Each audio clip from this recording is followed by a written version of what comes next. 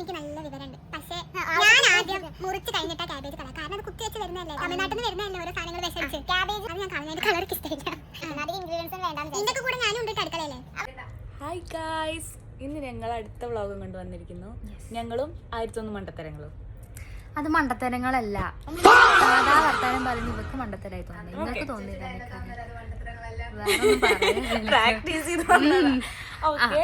അപ്പൊ ഞങ്ങളുടെ ഇന്നത്തെ വ്ളോഗ് എന്താന്ന് വെച്ച് കഴിഞ്ഞാൽ, ഇത് ക്യാബേജ് ഉപ്പേരി, തട്ടിക്കൂട്ടി ക്യാബേജ് ഉപ്പേരിയാണ്. അതിന്റെ ഉണ്ടാക്കിയ ഒരു കഥ. ഇത് ഉണ്ടാക്കിയത് സൂപ്പർ കഥ. ഞാൻ ഉണ്ടാക്കിയത് ക്യാബേജ് അരി, 1 കിലോ ക്യാബേജ് അരിയാണ്, 1 കിലോ ക്യാബേജ് ഉണ്ടായിരുന്നു. അതാണെങ്കിൽ അത് ഞാൻ കളഞ്ഞ കളർക്ക് ഇഷ്ടമില്ല. ഈ ക്യാബേജ് വെച്ചിട്ടുണ്ടെങ്കിൽ 2 ദിവസം മുന്നേ വാങ്ങിച്ചതാ. പിന്നെ ഇവിടുത്തെ ഗ്യാസ് തീർന്നു. അത് ഒരു വ്ളോഗിൽ ഇവിടെ പറഞ്ഞിട്ടുണ്ട്, ഏതെങ്കിലും വീഡിയോ ആയിട്ട് ഇവിടെ ഇടായിരിക്കും. അത് കഴിഞ്ഞ ശേഷം നമ്മൾ ക്യാബേജ് ഉണ്ടാക്കിയില്ലല്ലോ, ഗ്യാസ് ഇല്ലല്ലോ. 2 ദിവസം ഇരുന്നപ്പോഴത്തേന് ഇതിന്റെ കളറൊക്കെ മാറാൻ തുടങ്ങി. അങ്ങനെ ഇന്നലെ ഞാൻ എന്ത് വിചാരിച്ചു, എങ്ങനെയാലും അത് ഉണ്ടാക്കാന്ന് വിചാരിച്ചു. അപ്പൊ ഞാൻ മുറിക്കാൻ പോയി, ഇവിടെ കുളിക്കാനും പോയി. ഇവിടെ കുളി 1 മണിക്കൂർ ഉണ്ടായിരുന്നു. അപ്പോൾ എന്താണെങ്കിലും ഇവിടെ കുളിക്കാൻ പോയി തിരിച്ച് വരുന്ന വരെ ഞാൻ ആ ക്യാബേജ് അരിഞ്ഞുകൊണ്ടിരിക്കുകയായിരുന്നു. അത്രയും സമയം എടുത്തു. അപ്പൊ അത്രയും ക്യാബേജിന് അരിഞ്ഞു. അപ്പൊ ഞാൻ പറഞ്ഞു, എന്നാ ശരി നീ കുളിച്ചോ, ഞാൻ ക്യാബേജ് ഉണ്ടാക്കാൻ പറഞ്ഞു. അങ്ങനെ ഞാൻ ആദ്യം കടുക് പൊട്ടിച്ചു.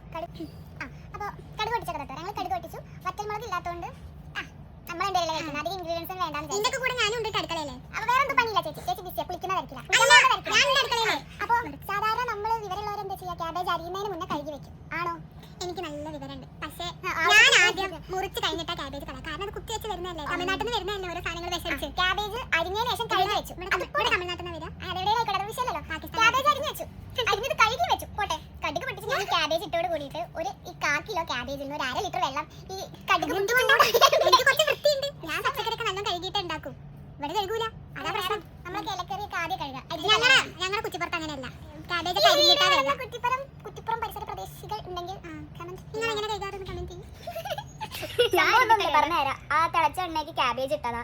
ആ ചൂട് എണ്ണയിൽ വെള്ളം കൂടി വന്നപ്പോൾ നന്നായി പൊട്ടിത്തെറിച്ചു. ഭാഗ്യത്തിന് പൊള്ളിപ്പോയില്ല. അത് ക്യാബേജ് ഉപ്പേരി ഉണ്ടാക്കുന്നവർ ശ്രദ്ധിക്കുക, ക്യാബേജിൽ വെള്ളം അല്ലാതെ വേണം ചൂടായ എണ്ണയ്ക്കിടാം. ഒന്നും കുഴപ്പമില്ല, ക്യാബേജിൽ നിന്ന് വെള്ളം ഒന്ന് ഊറ്റിക്കളഞ്ഞാൽ മതി. അപ്പൊ സുഖമായിട്ടുണ്ടാകും. അത് ഊറ്റാൻ എല്ലാവരും. ഈ മോന്ത അതുപോലെ അവിടെ ഉണ്ടോ നോക്കാം.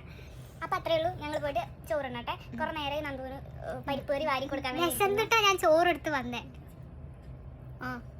അപ്പൊ അത്രേ ഉള്ളൂ. അടുത്ത വീഡിയോയിൽ കാണാം. ബൈ.